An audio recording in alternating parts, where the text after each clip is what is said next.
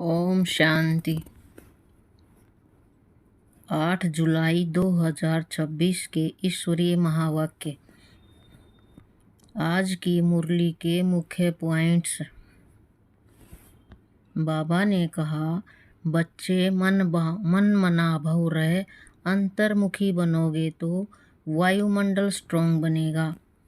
फिर बाबा ने कहा, रूहानी ड्रिल करने से तुम विक्रमाजीत बन जाएंगे। फिर बाबा ने कहा, चलते फिरते कर्म करते हुए रूहानी याद में रहना है। बाबा ने कहा, अब तुम्हें कंसपुरी से कृष्णपुरी में जाना है तो सभा में कोई को बाहर मुखी नहीं रहना चाहिए। बाबा ने कहा, यह इंद्र सभा है, इंद्र शिव बाबा है जो ज्ञान वर्षा बरसाते हैं। बाबा ने कहा, तुम्हें इस ज्ञान मान सरोवर में स्नान कर परी बनना है।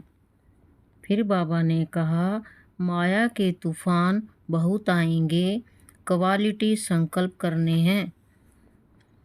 लास्ट में बाबा ने कहा, पहले अपने आप को देखो, अपनी सर्विस फर्स्ट, अपनी सर्विस की तो दूसरों की सर्विस सबतः हो जाएगी। अब सुनते हैं महावाक्यों को विस्तार से। मीठे बच्चे, इस सभा में बाहर मुखी बनकर नहीं बैठना है, बाप की याद में रहना है। मित्र संबंधी अथवा धंधे आदि को याद करने से वायुमंडल में विघ्न पड़ता है। प्रश्न, तुम बच्चों के रूहानी ड्रिल की विशेषता क्या है जिसे मनुष्य नहीं कर सकते? उत्तर, तुम्हारी रूहानी ड्रिल बुद्धि की है। उसकी विशेषता यही है जो तुम आशिक बन अपने मासूक को याद करते हो। इसका ही इशारा गीता में भी आया है, मन मना भव। परंतु मनुष्य अपने मासूक परमात्मा को जानते ही नहीं तो ड्रिल कैसे कर सकेंगे? वे तो एक दो को जिस्मानी ड्रिल सिखलाते हैं। ओम शांति। बच्चे भी समझते हैं, बाप भी समझते हैं कि बच्चे योग कराने वाले यहाँ क्या कर रहे हैं, याद के यात्रा की ड्रिल करा रहे हैं। मुख से कुछ भी कहने का नहीं है। किसकी याद है? परमात्मा परमपिता परमात्मा शिव बाबा की। उनकी याद में रहने से हमारे जो भी विकर्म हैं वह भस्म हो जाएंगे और विक्रमाजीत बन जाएंगे। जितना जो याद की ड्रिल में रहेंगे, यह आत्मा की ड्रिल है, शरीर की नहीं। भारत में जो भी ड्रिल सिखाते हैं वह सब है जिस्मानी, यह है रूहानी ड्रिल। इस रूहानी ड्रिल को तुम बच्चों के सिवाय कोई जानते ही नहीं। रूहानी ड्रिल का इशारा गीता में है जरूर। भगवान वाच अथवा भगवान के बच्चों का भी वाच है। तुम अभी भगवान शिव बाबा के बच्चे बने हो ना। बच्चों को फरमान मिला है, माँ में कम याद करो। बाप भी ड्रिल सिखलाते हैं, बच्चे भी यही ड्रिल सिखलाते हैं। कल्प पहले भी बाप ने यही कहा था कि मुझ बाप को याद करो। इसमें घड़ी घड़ी कहने की दरकार नहीं है, परंतु कहना पड़ता है। यहाँ बैठे कोई अपने मित्र संबंधियों धंधे आदि को याद करते रहते हैं तो वायुमंडल में विघ्न डालते हैं। बाप कहते हैं, जैसे यहाँ तुम याद में बैठे हो ऐसे ही चलते फिरते कर्म करते हुए याद में रहना है। जैसे आशिक मासूक एक दो को याद करते हैं, उन्हों ही की याद है जिस्मानी, तुम्हारी है रूहानी याद। आत्माएं भक्ति मार्ग में भी आशिक होती हैं परम पिता परमात्मा मासूक की, परंतु मासूक को जानते नहीं हैं, न अपनी आत्मा को जानते हैं। मासूक बाप आया हुआ है। भक्ति मार्ग से लेकर आत्माएं आशिक बनी हैं। यह है कि आत्माओं और परमात्मा की बात। बाप बच्चों को सम्मुख कहते हैं, तुम आशिक मुझ मासूक को याद करते हो कि बाबा आओ, हमको आकर दुख से लिबरेट करो और अपने साथ शांति धाम में ले चलो। तुम जानते हो अब इस दुख धाम मृत्युलोक का विनाश होना है। अमरलोक जिंदाबाद, मृत्युलोक मुर्दाबाद। तुम अभी ब्राह्मण बच्चे बने हो, तुम्हारे में भी नंबरवार पुरुषार्थ अनुसार है। तुम बच्चों को पूरा निश्चय होना चाहिए कि हम अब नरकवासी से स्वर्गवासी 21 जन्म लिए बनते हैं। कोई मरता है तो कहते हैं स्वर्गवासी हुआ, परंतु कितने समय के लिए स्वर्गवासी हुआ यह कोई भी नहीं जानते हैं। अब तुम पुरुषार्थ कर रहे हो स्वर्गवासी बनने के लिए। यह कौन निश्चय कराते हैं? वह है गीता का भगवान, परंतु वह तो एक ही निराकार होता है। मनुष्य समझते हैं निराकार तो निराकार ही है, वह कैसे यहाँ आकर सिखाएंगे। बाप को न जानने के कारण ड्रामा अनुसार श्री कृष्ण का नाम भूल से डाल दिया है। श्री कृष्ण और शिव का संबंध इस समय नज़दीक है। शिव जयंती होती है संगम पर, फिर कल होगी श्री कृष्ण जयंती। शिव जयंती है रात में, श्री कृष्ण जयंती है सवेरे, उसको प्रभात कहेंगे। जब शिवरात्रि पूरी होती है तब फिर श्री कृष्ण जयंती होती है। यह बातें बच्चे ही समझ सकते हैं। कायदा है यहाँ सभा में कोई बाहर मुखी न हो, बाप की याद में रहना है। मनुष्य पुकारते भी हैं, हे पतित पावन आओ, आकर पावन बनाओ, परंतु ड्रामा अनुसार पत्थर बुद्धि कुछ भी समझते नहीं। अगर जानते होते तो बताते। उनको यह भी पता नहीं है कि अभी कलयुग का अंत है, फिर जब बाप आते हैं तब आदि होती है।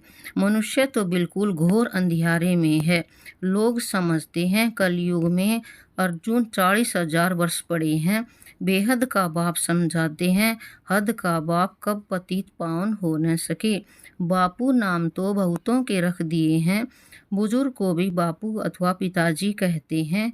यह रूहानी पिताश्री तो एक ही है जो पतित पावन ज्ञान का सागर है। बच्चों को पावन होने के लिए ज्ञान चाहिए। पानी में स्नान करने से कोई पावन थोड़ी ही बनेंगे। तुम जानते हो शिव बाबा हमारे सामने इस तन में प्रत्यक्ष हैं। ब्रह्मा द्वारा ब्राह्मणों को राजयोग सिखा रहे हैं।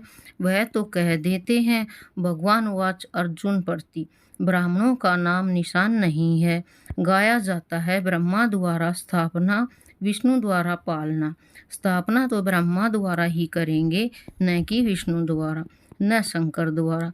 तुम बच्चों को यह समझानी अब मिली है। बाप को यहाँ आना पड़ता है, वापिस तो कोई भी आत्मा जा नहीं सकती।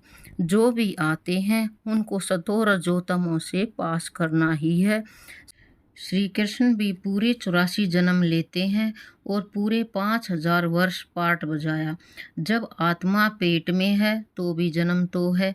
श्री कृष्ण की आत्मा जब सतयुग में आती है, गर्भ में प्रवेश किया, तब से लेकर 5,000 वर्ष में 84 जन्मों का पाठ बजाना है। जैसे शिव जयंती मनाते हैं तो इसमें बैठा है ना। श्री कृष्ण की आत्मा भी गर्भ में आई, चूरपुर हुई, उस समय से लेकर 5,000 वर्ष का हिसाब शुरू होता है। अगर कम जास्ती हो तो फिर 5,000 वर्ष में कम हो जाए। यह बड़ी सूक्ष्म समझने की बातें हैं। बच्चे जानते हैं श्री कृष्ण की आत्मा फिर से यह ज्ञान ले रही है, फिर से श्री कृष्ण बनने के लिए। तुम भी कंसपुरी से कृष्णपुरी में जाते हो। यह बातें बाप बैठ बच्चों को समझाते हैं। बाबा कहते हैं माया बड़ी दुस्तर है, अच्छे अच्छे महारथियों को भी हरा देती है। ज्ञान लेते लेते कहाँ ग्रहचारी बैठ जाती है। आश्चर्यवत हमारा बनती कथनती अहो माया फिर भी भागंती हो जाते हैं। कमाई में ग्रहचारी बैठ जाती है। राहु का ग्रहण सबको लगा हुआ है। अभी तुम्हारे पर बृहस्पति की दशा बैठी है, फिर चलते चलते कोई पर राहु का ग्रहण बैठ जाता है। तब कहते हैं महान कमबख्त इस दुनिया में देखना, वो तो यहाँ देखो। तुम्हारी आत्मा कहती है हम बाप से सदा सुख का वर्षा ले रहे हैं।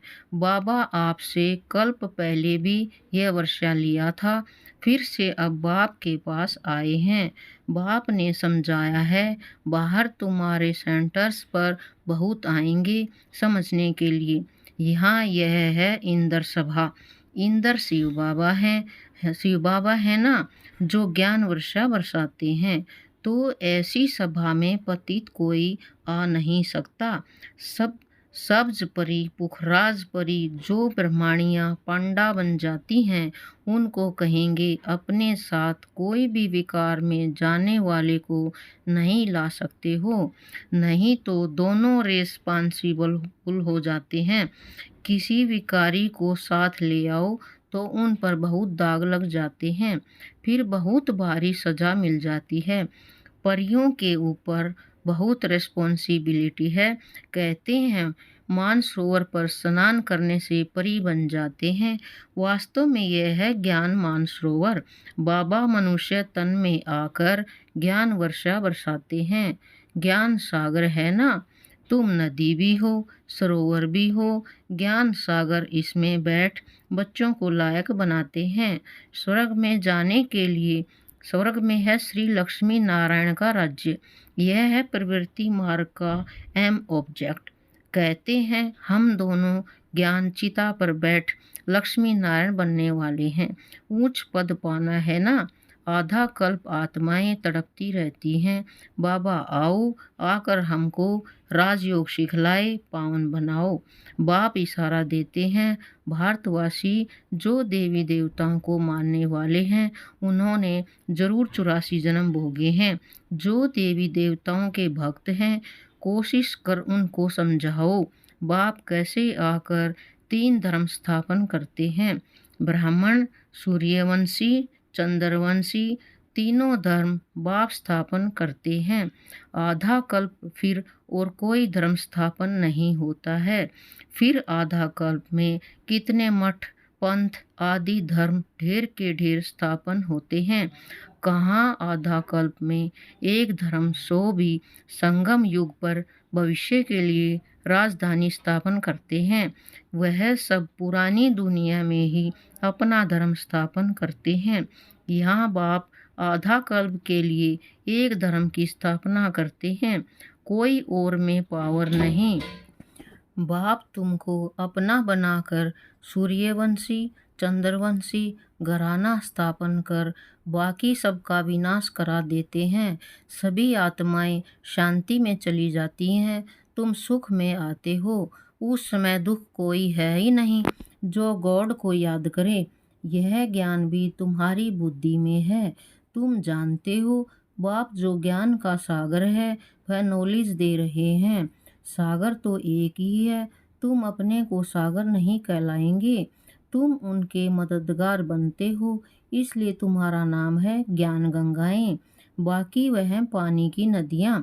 बाप कहते हैं मुझ सागर के तुम बच्चे काम चिता पर बैठ जल मरे हो, अर्थात पतित बन पड़े हो। अब फिर मुझे याद करने से ही तुम पावन बनेंगे। यह सृष्टि का चक्र 5000 वर्ष का है, यह भी किसको पता नहीं है। सृष्टि का चक्कर पूरे 4 भाग में है। 4 युग है ना। यह संगम युग है, कल्याणकारी। कुंभ कहते हैं ना, कुंभ कहा जाता है मेले को।